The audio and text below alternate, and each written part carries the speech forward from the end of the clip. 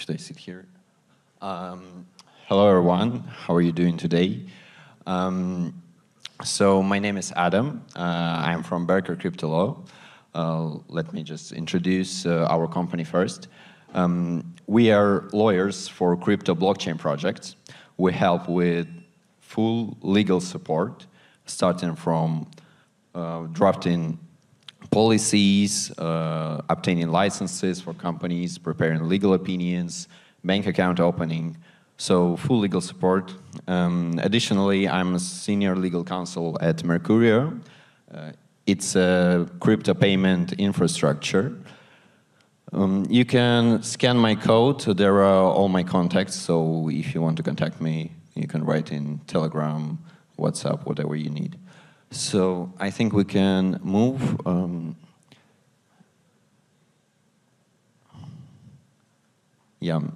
So today I'm going to talk about crypto regulation, issues that we have, possible solutions, what regulators, local authorities think about it, what crypto companies may do. Most of you may think that like we're working in the decentralized world. We are building a DEX, a DeFi project, so the regulation does not cover us. So I should tell you that things are changing, and in future, in the nearest future, the regulation will cover you too. So it's important to be prepared, to be the first one who has its policies, its licenses, etc. So it's important to know these things. So our main current issues that we have at the moment, I divided them regarding the subjects. First of all, let's talk about exchanges and wallets. These are, in common, these are centralized exchanges and wallets that work with fiat and crypto gateways. Thank you very much.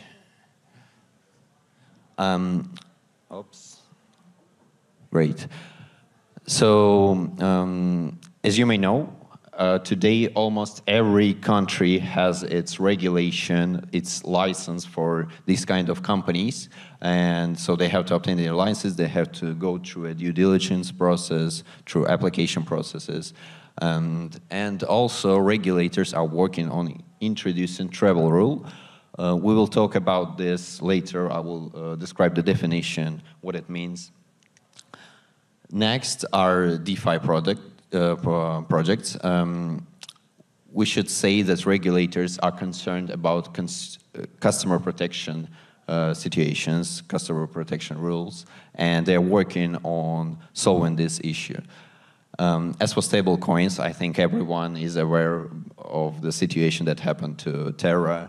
It's stablecoin, and regulators are also concerned about this. They started their investigation of the situation, and they started developing rules to prevent these kind of situations in future. Also, we have NFT projects, of course, and they are considered, regulators consider them to be related to money laundering, to fraud, and also I see that a lot of projects, NFT projects, they are not regulated in terms of copyright. So this also could be an issue. If we talk about all these subjects, we can see inconsistency in regulation between different countries. So, for example, in one country, the definition of crypto, they have one definition of crypto, like, for example, it's security. In other, it is just considered to be goods. In third countries, it is considered to be a special object. So we need some common rules for this in future. So let's start with exchanges and wallets and with licensing. I have divided, as I've said, like most of the countries, they have their licenses, and I have divided them in three main categories. You can see the first one are the most advanced jurisdictions, and normally they are the most control-oriented. That means that in these countries, if you obtain these licenses, they will be accepted almost everywhere. Almost every fiat traditional finance institution will accept, would like to work with you to open you a bank account, even though you operate in a high-risk area.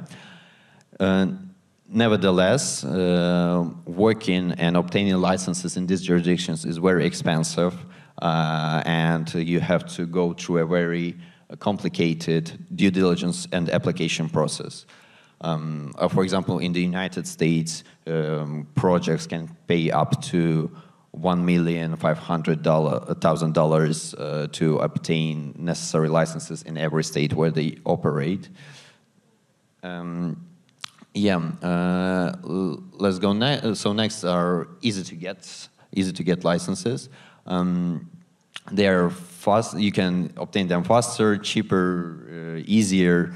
But the thing is that these are kind of new jurisdictions, so financial institutions may have certain questions to you if they want to work with you. And also we have gray areas in these jurisdictions. The status of crypto, of licensing, is not determined. They either don't have regulation at all, or it is just in the process of development. So the regime is uncertain, but you can also operate from them. Because, for example, in Seychelles Islands, there are a lot of centralized exchanges that operate from this country, or in Turkey. I don't know if anyone visited Turkey in this here, but there are a lot of exchanges, fiat crypto exchanges, even real physical offices in Turkey. Let's go on. Travel rule. Travel rule is a concept that requires crypto companies to obtain information both of the originator and the beneficiary of the crypto transaction. That means, like, if, for example, you have a wallet and you identify your users, in future you will have to identify the users of external wallets to which your users send money, send crypto. And yeah, this applies only to mostly this applies to traditional finances, but this will also come to crypto in the nearest future. And we can see the examples, for example, in the United States, they have travel rule, universal solution technology. This is a non-governmental organization of biggest exchanges in the United States. For example, Coinbase, Kraken, they are part of this system, and they exchange this information between them when their users send money, send crypto. In South Korea, the most popular, the biggest system, travel rule system, is Upbit's travel rule system. It includes its subsidiaries, and they exchange this information between them. As for the European Union, I think 2-3 weeks ago, European Union reached a provisional agreement on travel rule and on other provisions regarding crypto. Yeah, and it is possible that in the EU they will also introduce this kind of system where biggest companies, biggest exchanges will create their own technology and exchange information on their own. So it will be non-governmental, but there will be this requirement, and it is certain. So who will be affected? As I've said before, you may think that if you are working on a DEX, on DeFi, on non-custodial wallet, you are not affected. But I should warn you that these rules are aimed mostly on the centralized protocols, the centralized projects. And I forgot to say that travel rule was created by FATF. You can see their Twitter here. It's a Financial Action Task Force. It's an international organization that prepares these type of concepts of recommendations for local authorities, and then local authorities implement these kind of rules into their legislation.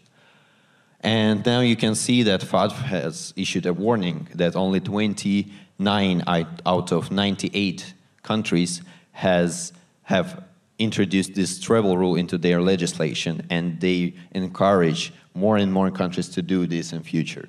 So we may see these changes really soon.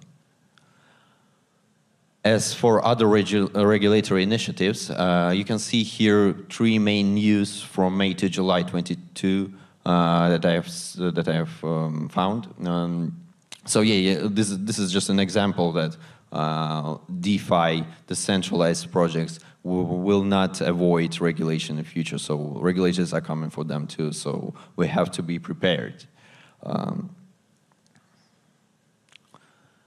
And as for main aspects, like authorities want to combat money laundering. For this reason, they will have, so just like with centralized exchanges, DeFi will have to identify KYC, KYB their users. They have to collect and report and file suspicious activity reports, just like centralized exchanges. As for protection of customers from fraud, losses, other related risks, there will be licensing. Projects will have to do technical audits and other measures that you can see on the screen. So let's go next. Stablecoins. Yeah, as I've said before, due to the situation with Terra, with its stablecoin and maybe other stablecoins, regulators, especially in the European Union, in the United States, in South Korea, they are very concerned about this. They are trying to introduce their rules to prevent these kind of things in future. And also, 2-3 weeks ago, as I mentioned, they have reached a provisional agreement regarding crypto, and this also includes regulation for stablecoins. And you can see here main requirements for them. So projects will have to comply with minimum liquidity amounts. They will have to provide with 1-to-1 exchange ratio, and users will need to have an ability to claim their fiat funds at any time and free of charge.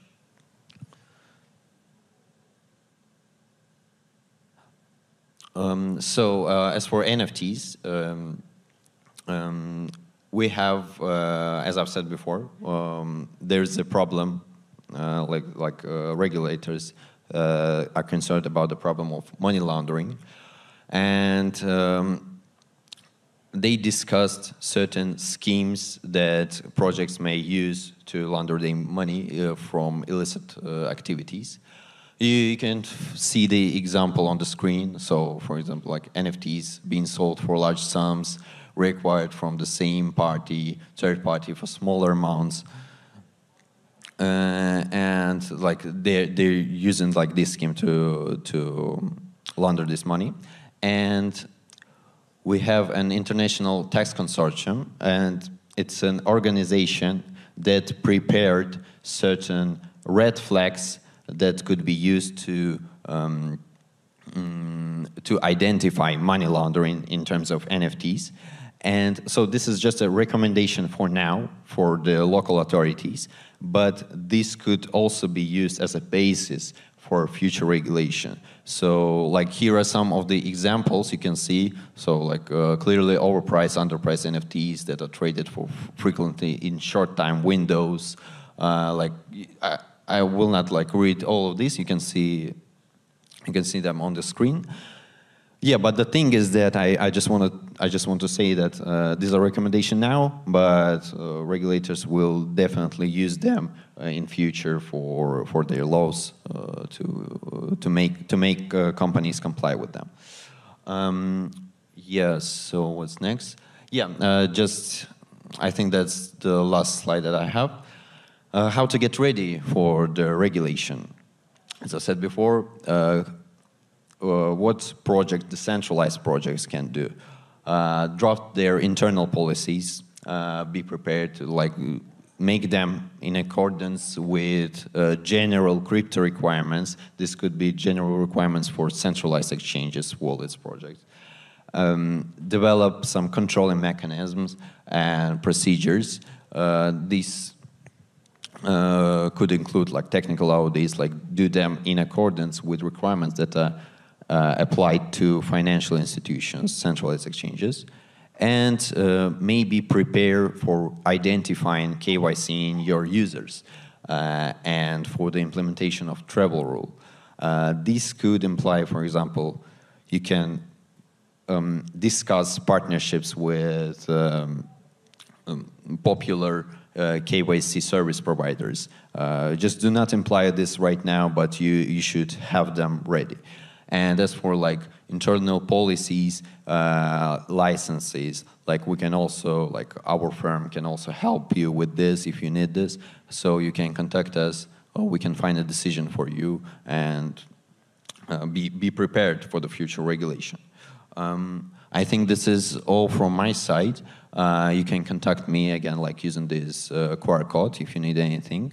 Also, I will be glad to answer your questions if you have any. Yeah, a good idea, because we have a little bit time. So if you have questions, that's the moment. Just let us know. We have one question here. I can give you the microphone. Thank you. I wanted to ask you something about one of your last slides about the European Union, about stablecoins, the 1-on-1 exchange ratio. Does it mean that it will be applied by the European Union to stablecoins which are emitted even outside of Europe? What's the implication of that agreement in European Union? Thank you. So here the thing is that the same principle applies to not only stablecoins but crypto projects in general. Normally, if a crypto project targets to European market, to European Union residents, normally they have to be registered in any of the European jurisdiction. And right now, this rule does not apply very strictly, even for centralized exchanges, but it will be more strict in future. And the thing is that, yeah, so for example, if there is a stable coin that is issued outside of European Union, and it is commonly used by European Union residents, regulators may force this project to be registered in some EU jurisdiction and to comply with these rules. Yeah. So did I answer your question? Yeah. So this is also under discussion. These are only these are provisions that are under discussion right now, but it is highly possible that these rules will be applied in future. Any other questions?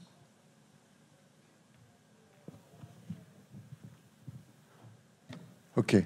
If no more questions, thank you very much. You know you can continue to exchange in the Pillar Room. Thank you. And around the venue.